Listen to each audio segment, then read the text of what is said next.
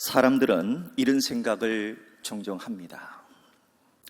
사람으로서는 도저히 해결할 수 없는 죄 문제를 해결하려면 하나님으로부터 의롭다는 인정을 받으려면 우리가 천국에 가려면 뭔가 하나님을 위해서 일을 해야 하지 않느냐 하고 생각을 합니다. 그런데 하나님 위해서 일한 것이 없는데도 죄 문제를 해결받을 수 있다고 말하면, 하나님 위해 일한 것이 없는데도 의롭다 인정함을 받을 수 있다면, 하나님을 위해서 일한 것도 없는데 천국에 갈 수 있다고 말하면 어떻게 그런 일이 생기죠? 라고 납득을 할 수 없다고 말하는 사람들이 있습니다. 여러분 가운데서도 지금까지 여러분 스스로가 하나님을 위해 일한 것도 없는데 과연 내가 믿기만 한다고 해서 구원받을 수 있을까? 과연 내가 천국 갈 수 있을까? 그런 생각을 과거에 가졌던지 아니면 지금 현재도 갖고 있다면 오늘 하나님께서 우리에게 주시는 말씀을 잘 들으시면 충분히 이해가 가실 줄 믿습니다. 과연 하나님은 일한 것도 없는데 어떻게 그런 사람을 의롭다고 여겨주실까요? 하나님은 이 세상을 다스리는 데 있어서 두 가지 법칙으로 이 세상을 통치하십니다. 하나님이 이 세상을 다스리는 첫 번째 법칙은 공의의 법칙입니다. 갈라디아서 6장 7절의 말씀처럼 하나님은 무엇으로 심든지 그대로 심은 것을 거두게 하신다 하는 것이 공의의 법칙입니다. 이 공의의 법칙이 가장 잘 나타나는 것이 바로 율법이에요. 법에 이런 것이 가장 잘 나타납니다. 그 대표적으로 신명기 28장을 예로 들 수가 있습니다. 구약 신명기 28장의 말씀을 보면은 내가 내 하나님 여호와의 말씀을 삼가 듣고 내가 오늘 네게 명령하는 그의 모든 명령을 지켜 행하면 내 하나님 여호와께서 너를 세계 모든 민족 위에 뛰어나게 하실 것이라. 내가 내 하나님 여호와의 말씀을 청종하면 이 모든 복이 내게 임하며 내게 이르리라. 하나님 말씀 잘 듣고 순종하면 이렇게 복을 주신다 하면서 3절부터는 성읍에서도 복을 받고 들에서도 복을 받을 것이며 내 몸의 자녀와 내 토지의 소산과 내 짐승의 새끼와 소와 양의 새끼가 복을 받을 것이며 내 광주리와 떡반죽 그릇이 복을 받을 것이며 내가 들어와도 복을 받고 나가도 복을 받을 것이라 하며 14절까지 하나님의 축복이 마치 종합 선물 세트처럼 쫙 나옵니다. 그러나 반대로 하나님의 말씀을 순종하지 아니하면 어떻게 되느냐? 저주가 임하는데 신명기 28장 16절부터 저주가 임합니다. 하나님 말씀을 제대로 듣지 않으면 내가 성읍에서도 저주를 받으며 들에서도 저주를 받을 것이요 또 내 광주리와 떡반죽 그릇이 저주를 받을 것이요 내 몸의 소생과 내 토지의 소산과 내 소와 양의 새끼가 저주를 받을 것이며 내가 들어와도 저주를 받고 나가도 저주를 받으리라 하며 68절까지 온갖 저주가 마치 지옥의 문을 열어놓은 것처럼 모든 저주가 쏟아져 나오게 됩니다. 이렇게 공의의 법칙이라고 하는 것은 바로 율법을 통해서 가장 잘 드러나는데 쌍방간에 기록된 말씀을 잘 지킬 때 복이 임하고 쌍방간에 지키지 않을 때는 저주가 임한다 하는 것이 바로 공의의 법칙이고 사람들은 이것을 정의라고 부릅니다. 하나님이 이 세상을 다스리는 두 번째 법칙이 있는데 그것은 공의로만 이 세상을 다스리는 것이 아니라 사랑의 법칙, 즉 은혜로 다스린다 하는 것입니다. 이 사랑의 법칙은 내가 심지 않았는데도 거둡니다. 내가 일하지 않았는데도 월급을 받는 것입니다. 그래서 이걸 사랑의 법칙, 즉 은혜라고 부릅니다. 많은 사람들이 구약에 나오는 두 인물, 존경하는 두 인물이 있습니다. 아브라함 그리고 다윗입니다. 이 아브라함과 다윗은 신약 성경의 첫 번째 책인 마태복음 1장 1절에 가장 먼저 등장하는 두 사람인데, 아브라함과 다윗의 세계, 예수 그리스도의 세계라 이렇게 시작되는 이 존경받는 두 인물이 어떻게 의롭게 되었는가, 어떻게 그 사람들이 천국에 갈 수 있는가를 살펴봄으로써 너희의 구원에 대해서 점검을 해보라 하는 말씀으로 오늘 본문이 주어지고 있는 겁니다. 자, 그럼 먼저 첫 번째 증인인 아브라함은 어떻게 의롭다함을 받게 되었을까요? 자, 본문 1절을 보십시오.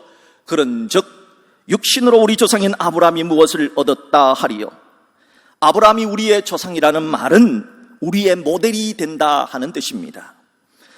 따라서 아브라함이 어떻게 의롭게 되었는지를 우리가 알면 우리들도 어떻게 의롭게 되는지를 알 수 있다 하는 뜻이 되는 것입니다. 계속해서 2절을 보십시오. 만일 아브라함이 행위로서 의롭다 하심을 받았으면 자랑할 것이 있으려니와 하나님 앞에서는 없느니라. 믿음의 조상이라고 말하는 아브라함도 하나님 앞에서는 자랑할 것이 없다, 행위로는 자랑할 것이 없다 하는 겁니다. 왜냐하면 아브라함은 많은 실수를 했기 때문입니다. 아브라함은 살아오면서 두 번의 심한 기근을 만나게 됩니다. 두 번의 기근을 만날 때마다 그는 약속의 땅을 떠나서 한 번은 이집트로 내려고 한 번은 가나안 아비멜렉 쪽, 블레셋 쪽으로 내려가게 됩니다. 그런데 이 두 번의 기근을 만났을 때마다 아브라함이 두 번 다 실수를 한 겁니다. 그것은 자신의 아내 사라가 너무 예뻐서 혹시 이집트 땅에 사는 사람들이, 혹시 저 블레셋 사람들이 내 마누라를 채가면 어떻게 할까?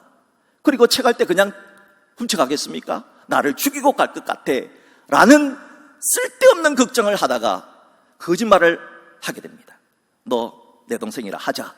그런데 이 거짓말 때문에 진짜로 아내 사라를 두 번이나 빼앗깁니다.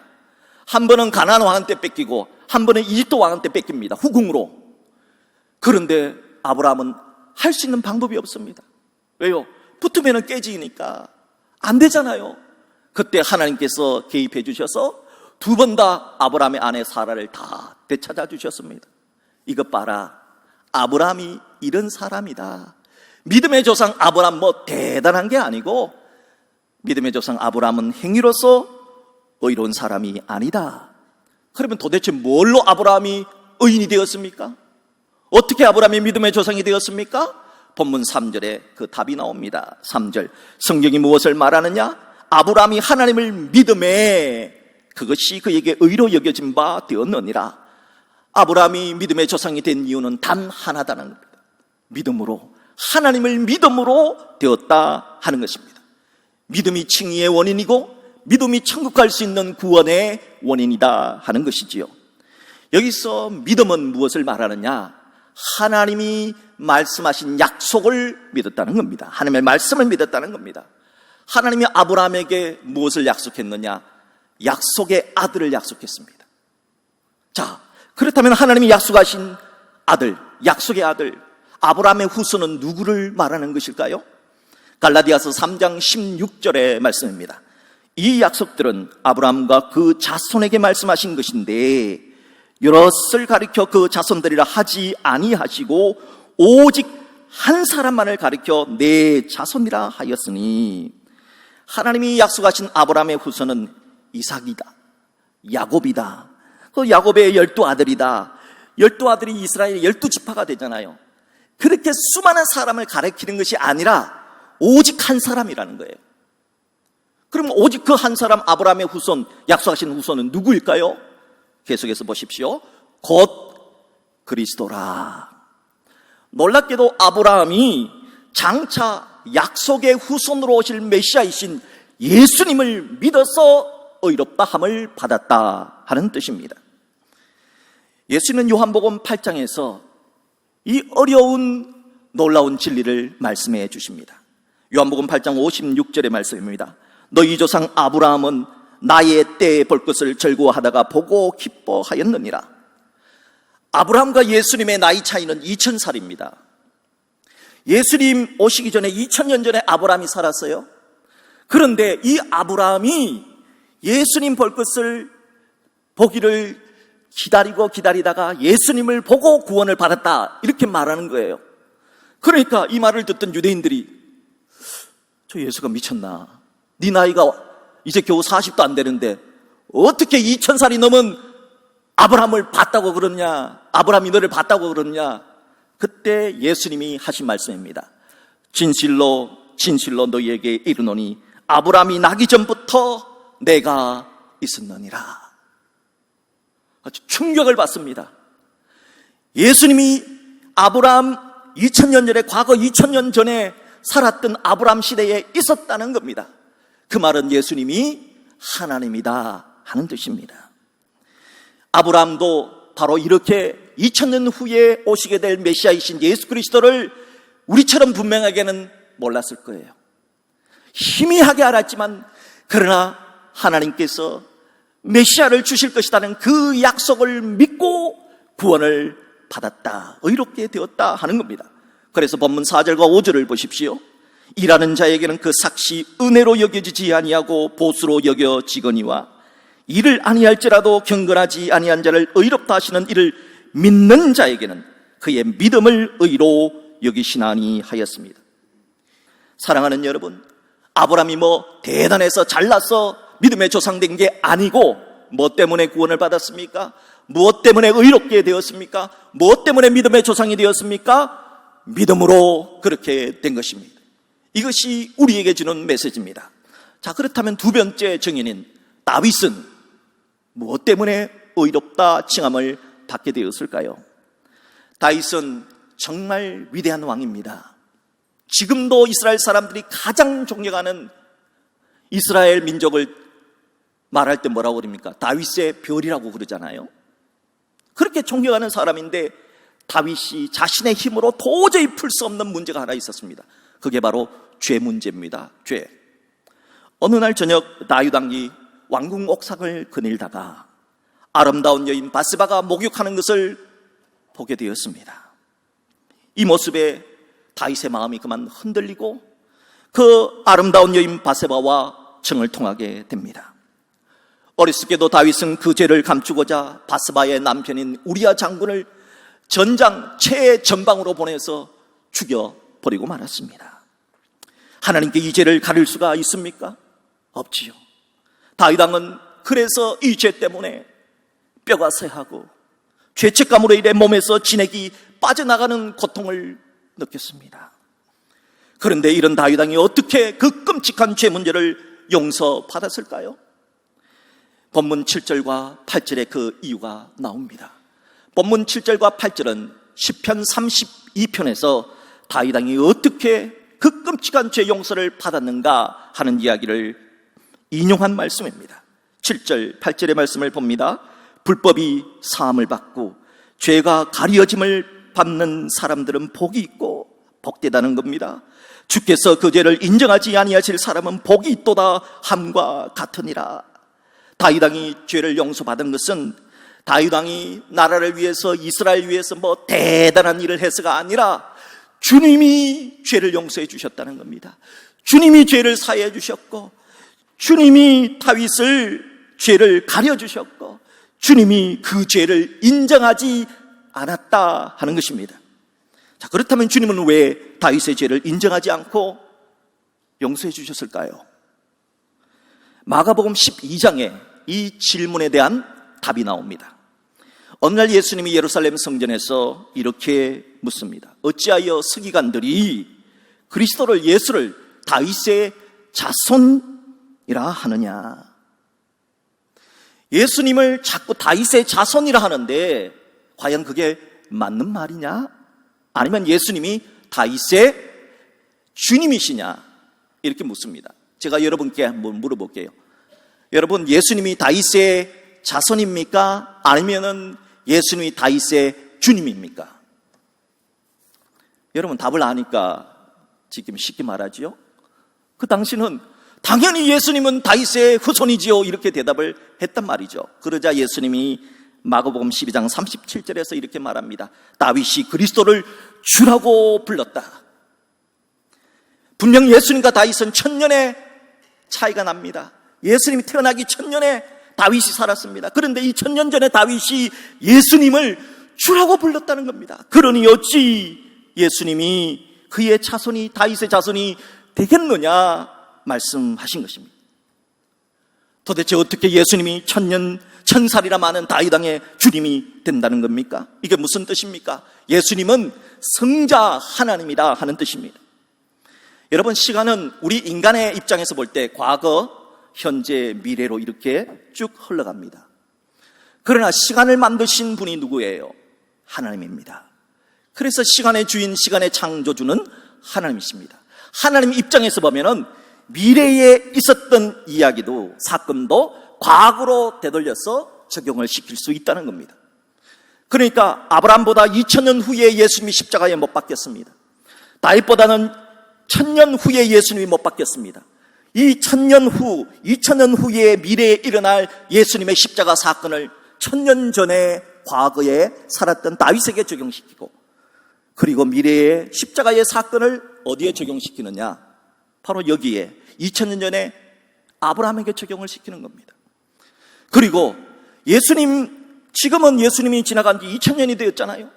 이 예수님의 이 십자가 사건을 오늘날 살고 있는, 미래에 살고 있는 사람에게도 적용을 시킵니다. 왜요? 하나님이 시간의 주인이시기 때문입니다. 이 사실을 아브라함이 알았고, 이 놀라운 사실을 다윗이 알아서 다윗은 1000년 전에, 아브라함은 2000년 전에 예수 그리스도를 메시아로 생각하며 믿었기 때문에 의롭게 칭함을 받았다. 이것이 다윗이 구원받고 이것이 아브라함이 구원받은 것이다 하는 것이 성경의 말씀입니다. 다윗과 같은 죄 용서의 복은 그러면은 할례자에게만 임합니까? 아니면 할례받지 않는 사람에게도 임할까요? 이 질문을 본문 9절에서 하고 있습니다. 본문 9절을 보세요. 그런즉 이 복이 할례자에게냐 혹은 무할례자에게도냐. 자, 그러면은 아브라함의 타임라인, 시간 라인을 한번 보겠습니다. 아브라함이 75살 때 갈대아 우르에서 달신을 섬기다가 하나님으로부터 부름을 받아서 약속의 땅으로 이민을 떠납니다. 아브라함이 이민을 떠난 것이 75세예요. 그리고 85세 때 하나님을 믿어서 하나님께서 이것을 의로 여겨주십니다. 그러니까 85세 때 하나님께서 아브라함을 의롭다 칭해 주신 거예요. 그리고 99세 때 할례를 받습니다. 그리고 100살 때 이삭이 태어납니다. 자, 75, 85, 99, 100살. 이걸 주의해서 들으세요. 자, 그러면은 할례는 의롭다 칭함을 받은 것은 85세 때인데 할례는 99세 때 받았어요. 할례 받기 전에 벌써 의롭다 칭함을 받았어요. 구원을 받았다는 겁니다. 그러므로 할례는 구원의 조건이 아니다 하는 겁니다. 그래서 성경은 할례시가 아니라 무할례시니라. 할례 받지 않아도 구원받는 데는 이상이 없다. 이렇게 말하니까 그러면 율법을 믿어서 구원받는 게 아닙니까? 또 이렇게 말하죠. 그것도 아니라는 겁니다. 왜냐하면 아브라함이 죽고 난 뒤에 500년쯤 후에 모세가 시내산에서 율법을 받습니다.